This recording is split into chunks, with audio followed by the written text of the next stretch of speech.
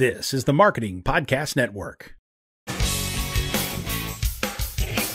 Stories influence, teach, and inspire us. But what about the storytellers who create them? Uncorking a Story profiles storytellers to uncover how their background and life experiences influence the stories they create. We learn what motivates them, their path to success, and what fuels them to keep creating. It all starts by asking one simple question: where does your story begin? Welcome to Uncorking a Story. Now here's your host, Mike Carlin. Well, hello and welcome to Uncorking a Story. I'm your host, Mike Carlin, and today I'm excited to introduce you to Andrew Ridker.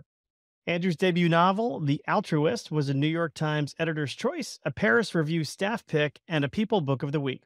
He's the editor of Privacy Policy, the Anthology of Surveillance Poetics, and his writing has appeared in the New York Times, Esquire, Monde, and Bookforum, among other publications. He's a graduate of the Iowa Writers Workshop and joins me today to talk about his latest novel, Hope, an intimate portrait of the undoing of a seemingly perfect family in an era of waning American optimism. And that's a mouthful, but here today to talk about that and so much more is Andrew. Andrew, welcome to Uncorking a Story. Thank you so much for having me. Andrew, where does your story as an author begin? I would have to say that my story begins in my hometown of Brookline, Massachusetts, which is also the setting for this novel, Hope. There are so many, we all grow up in a place and we think for a long time it's the default place and everyone must grow up just like we do.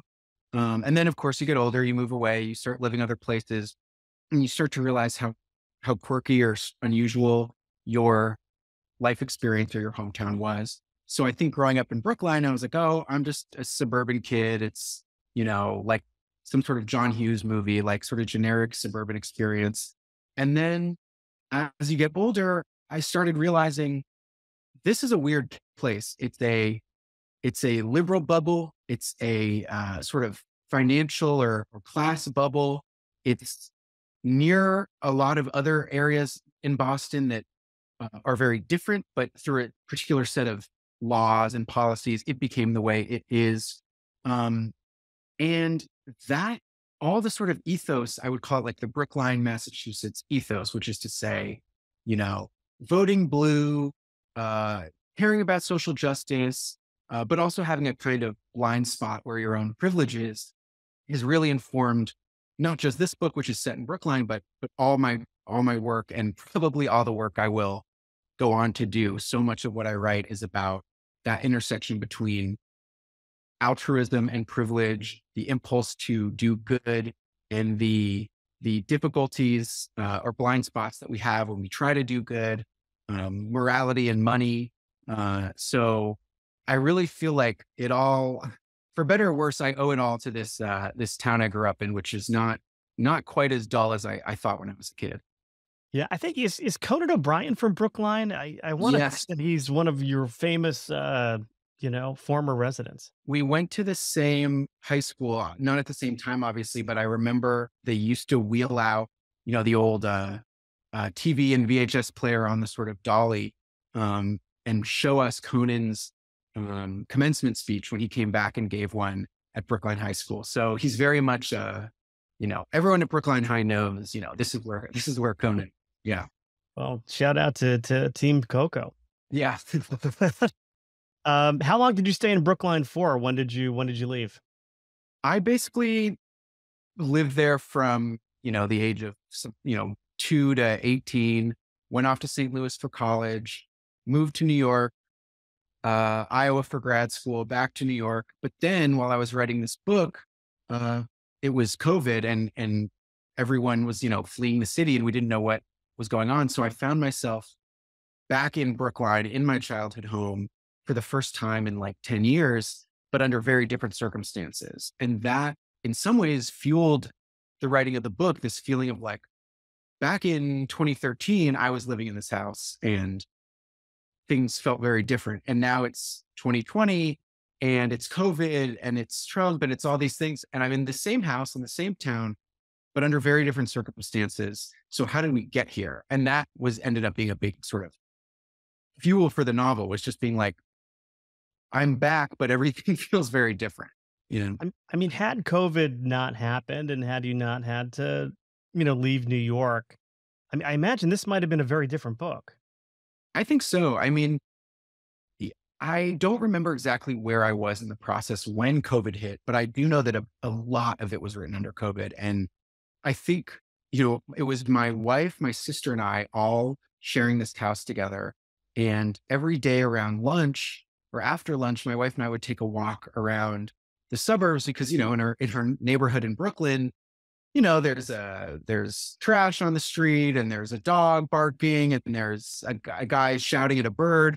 And in Brookline, it's so idyllic and these houses are beautiful and it was summer and the sun's coming through the leaves and speckling the, sidewalk. And I think those walks, I mean, it was just so much thinking about like, God, I grew up here, but I'm not here anymore, but I'm here again. I think that really did inform the book with a real sense of place that I would have had to imagine had I been in Brooklyn, but I was really sort of experiencing minute to minute in Brookline.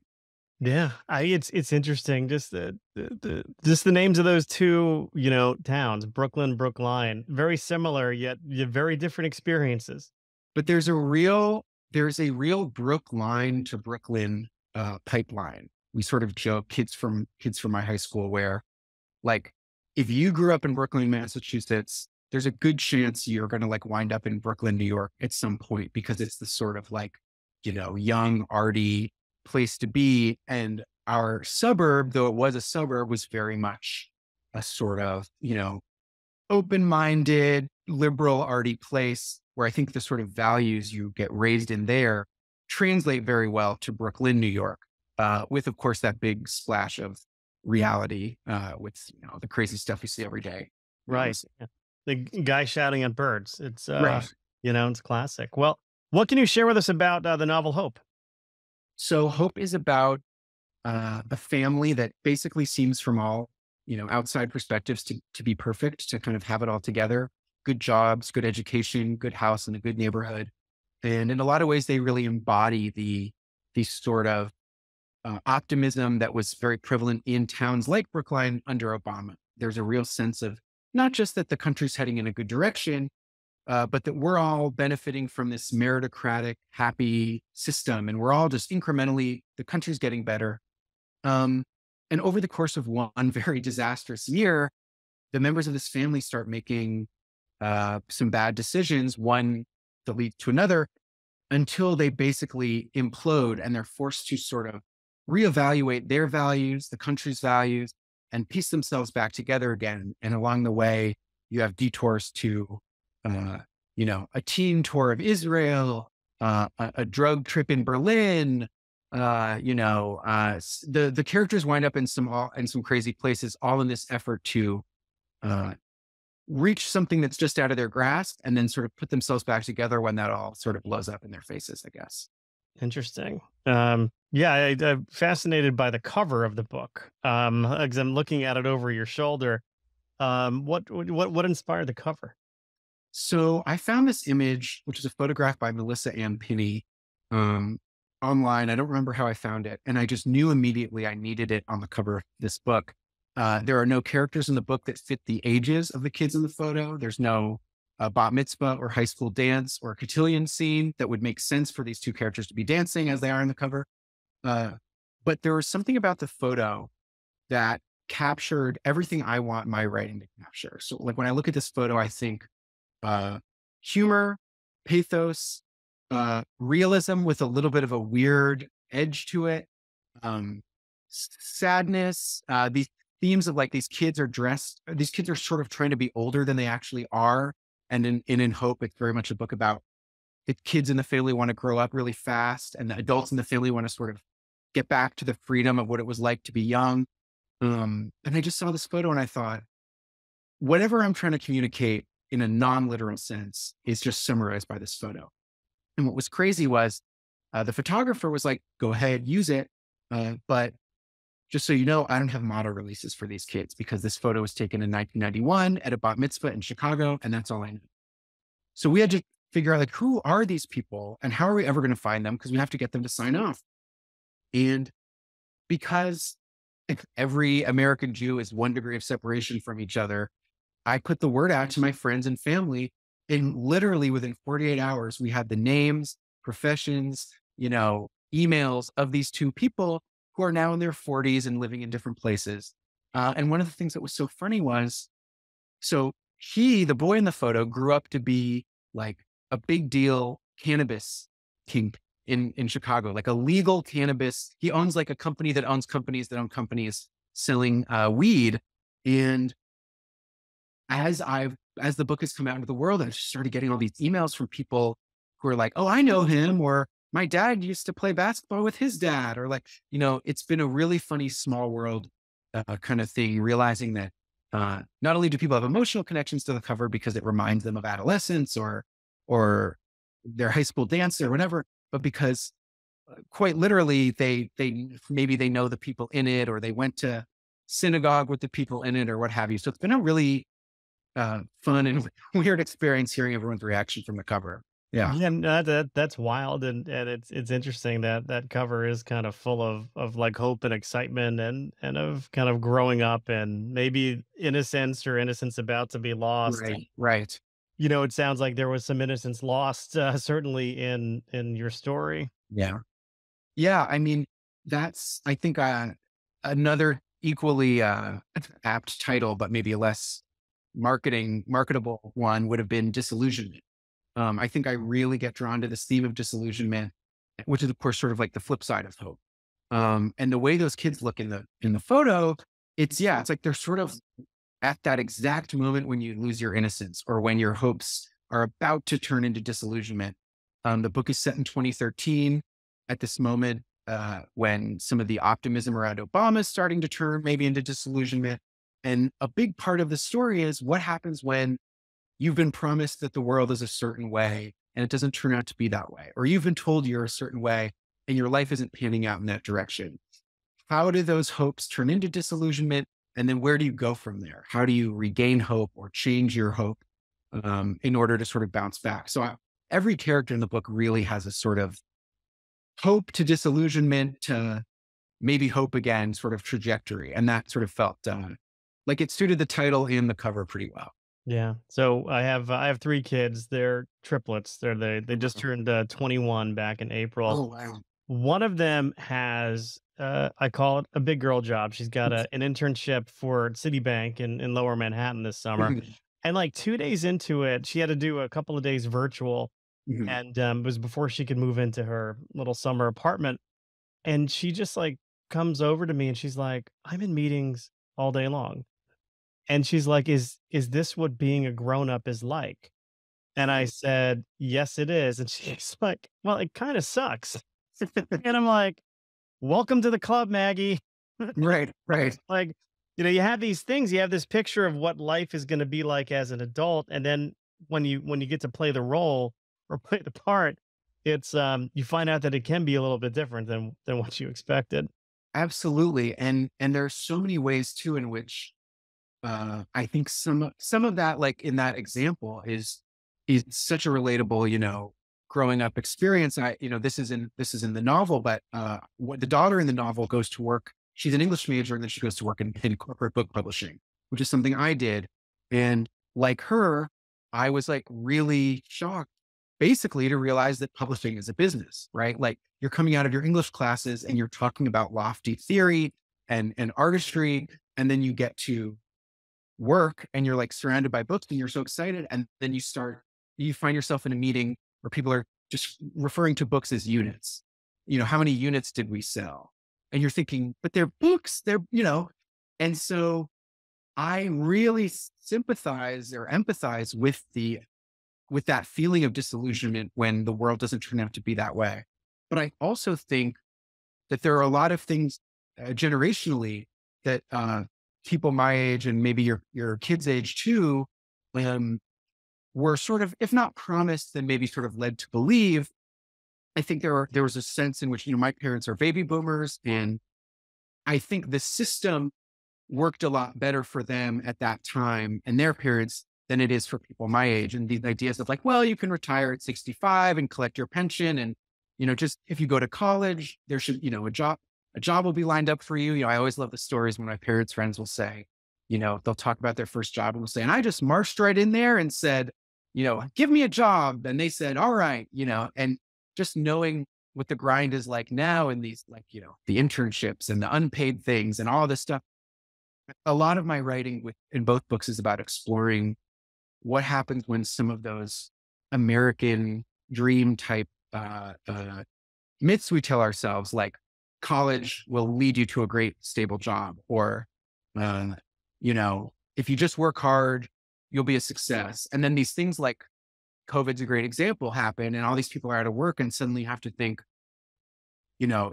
are those comforting maxims really so true? And if not, how do we what are the new maxims? What are we going to be telling? What am I going to be telling my kids, when they're growing up, as a way to get them motivated into the world without necessarily misleading them into thinking, well, just get your degree and work hard and you'll be just fine, Or you could just, say the world needs ditch diggers too. That's another way you could go. Right. Well, the funny thing too is that I think in the town where this book is set, which is again my childhood town, not a lot of ditch diggers in the Boston suburbs, and as a result, you both have all this opportunity to make something of yourself, but it comes with this weird pressure where it's like, if you don't succeed, there's this sort of feeling of like, hey, we gave you the tools, so it's almost like the flip side of meritocracy. Like, if the rules are fair, then what's your excuse? And so I think there's sort of unique opportunities, but also, let's say, pressures in being told, you can be anything when you grow up, which is very much the ethos in my town as a kid. So I don't mean this to be anything but a compliment, but has anyone ever compared you to Jonathan Tropper? I actually once or twice, yeah, and I'm not as familiar with his work. As I believe I read This Is Where I Leave You, Mm. and I definitely see it. And it actually is one of those cases where there are some writers who, if they weren't formative to me at like a young age, but then it turns out we have some areas in common, I'd have to like actively avoid because it feels like a little too weird and uncanny. And I almost find myself going like scrutinizing too much because I'm like, I see how you got there, but I might have done it this way, or, so I think because I didn't read him at that formative age, but then wound up in a place where people will say, hey, you should check him out. It almost makes me not want to more, but I've definitely heard that. And I'm certainly not, I take it well, Okay, good. Very good. I have to ask, who is Carol? I see over your shoulder a book called yeah. Porcelain. So, Carol is my grandmother, and she's alive, but she was, before, she was a little older, a really brilliant ceramicist. So this was an ad for or flyer for one of her gallery shows. And she is in some ways the inspiration for the grandmother in the novel, who's this kind of like outrageous character. And my grandma is certainly that, but she's also this incredible artist and she's lived all over the world. And so whenever I do these, you want to put your own book there because you want to, show it off or whatever. But in a way, I think my artistic lineage sort of derives from her. She was my dad's a doctor. My mom is a teacher. But my grandma was sort of like the only model in my childhood as like an artist in the family. So even though it was ceramics, I found a way that we talked to each other about art in this way. You realize writing and ceramics can be really similar in terms of the process. So I like to show her off as well, I'm curious, having a father who's a doctor and a mom who's a teacher, there's a lot of practicality in both of those professions. When they heard that you wanted to make a go of becoming an author and make a living as a writer, how did they take that? They took it very well, but with this kind of, they were the kind of parents who were like, do whatever you want, be whatever you want, but A, you're going to have to work your ass off, and B, have a backup plan. I did not follow the second admonition. I did not ever really. My backup plan was become an English professor, which is at this point, it's like easier to make a living as a fiction writer, incredibly, because of the way academia is right now. So my backup plan wasn't really a backup plan, but I But I did have this sense that because my dad had gone to medical school and I'd heard all these stories about,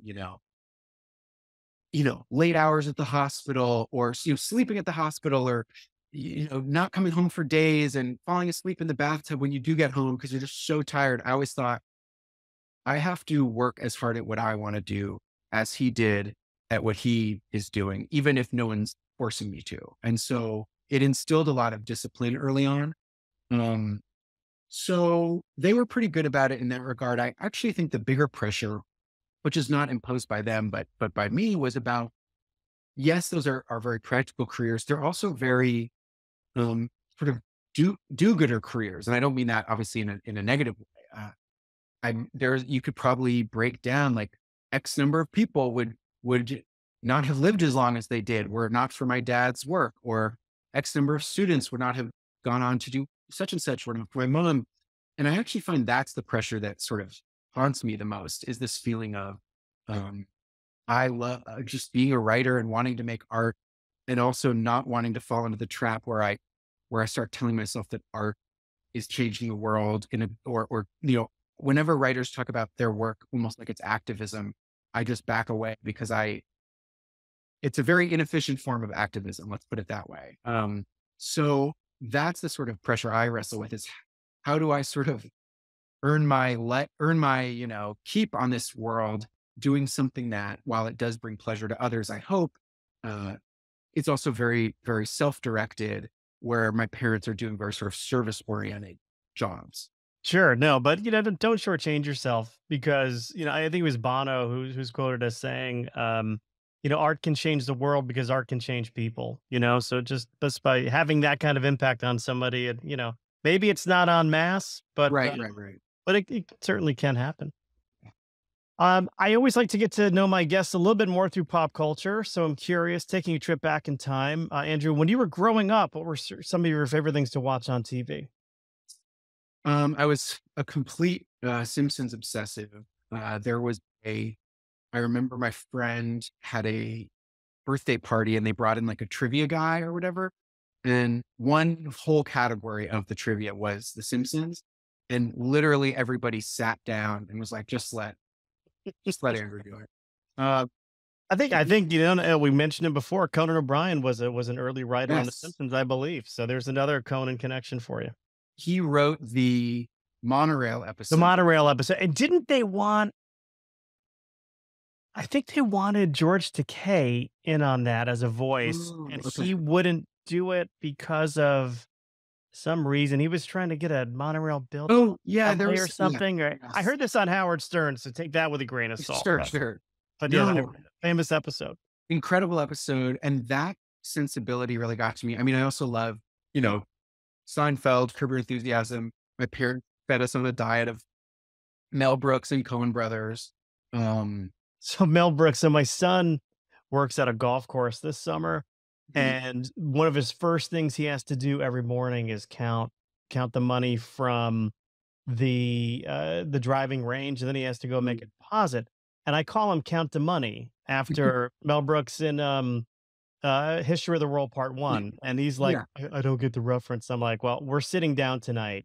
You're right. Going to be watching History of the World Part 1, because that is a seminal movie that every person needs to watch. Yeah. I think there's something about his stuff that is so simultaneously smart and silly. Like my dad, his favorite movie of his is Blazing Saddles. So we watched it. Of course. Yeah.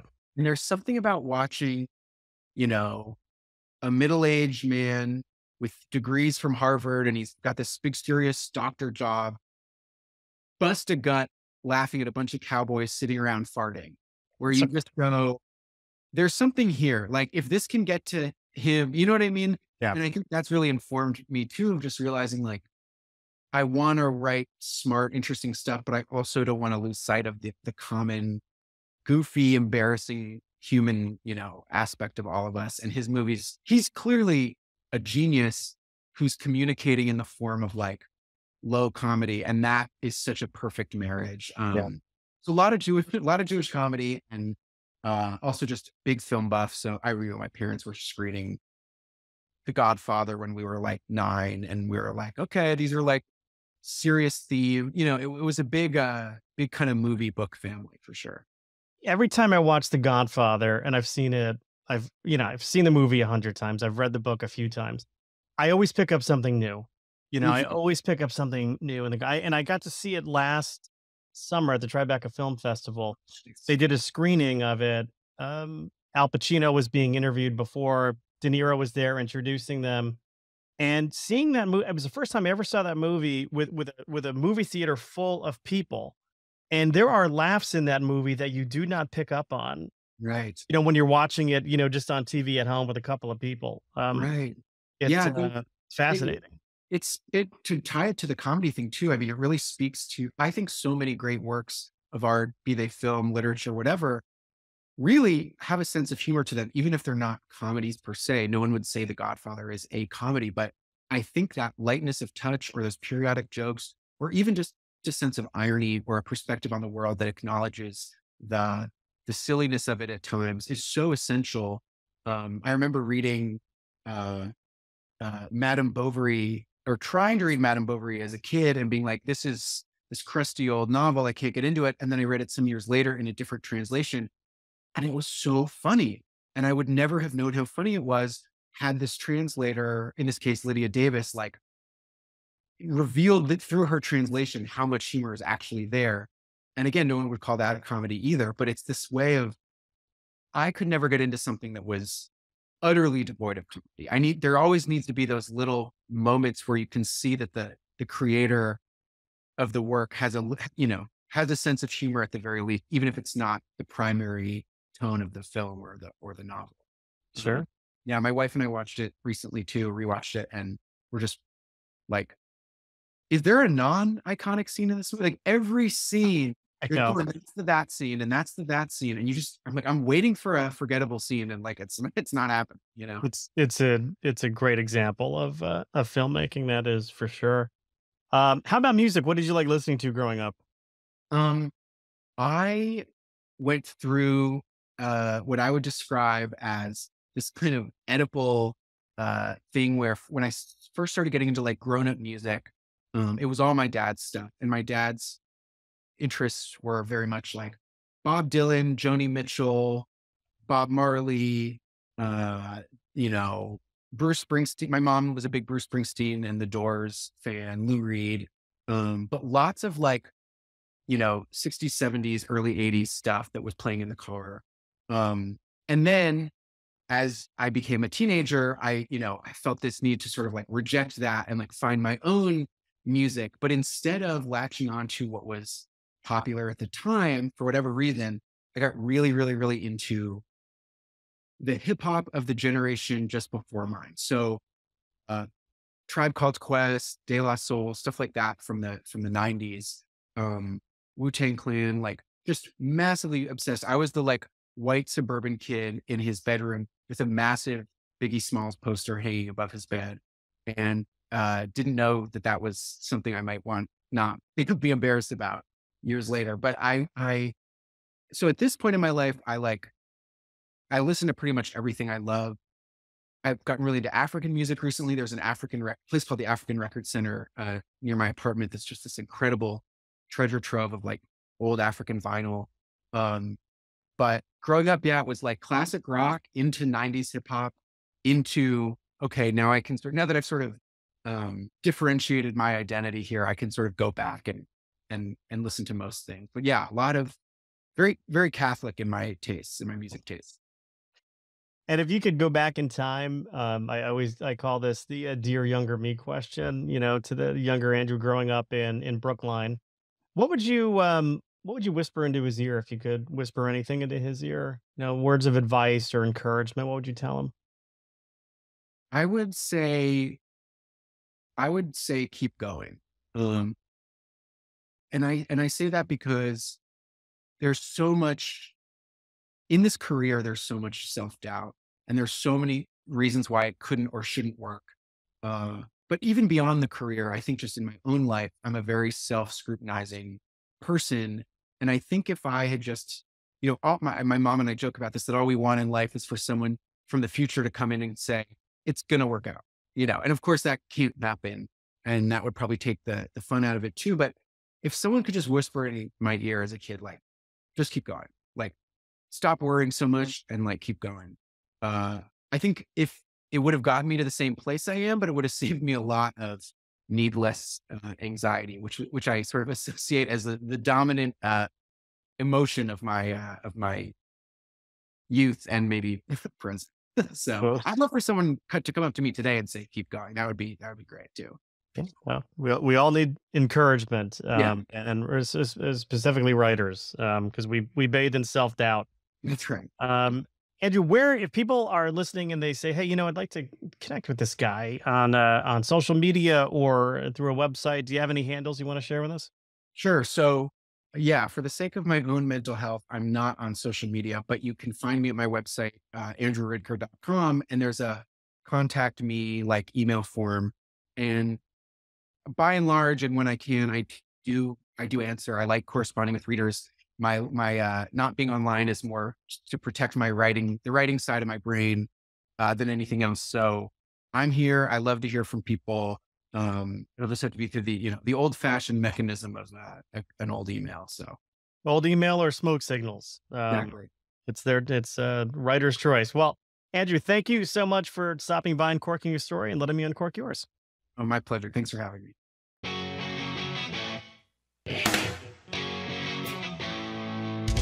Thanks for listening to Uncorking a Story. If you'd like more information about today's guest or to find out more about Mike, go to uncorkingastory.com. If you enjoyed the show, please subscribe, rate, and review us at Apple Podcasts, Spotify, or wherever you get your podcasts. Tune in every week to hear Mike Carlin uncork a new story.